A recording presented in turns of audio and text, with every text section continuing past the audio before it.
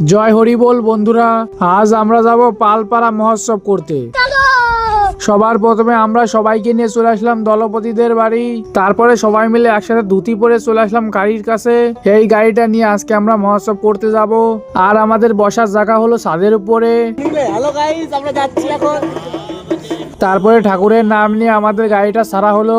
আর আমরা গাড়ি ছাদে বসে মজা করতে করতে আসছি সবাই মিলে।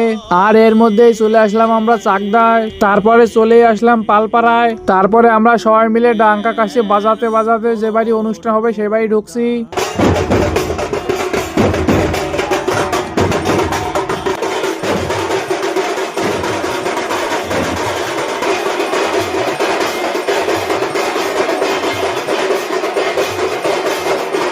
তারপরে মাথাম দিয়ে ঠাকুরকে প্রণাম করে চলে গেলাম খাওয়ার ওখানে।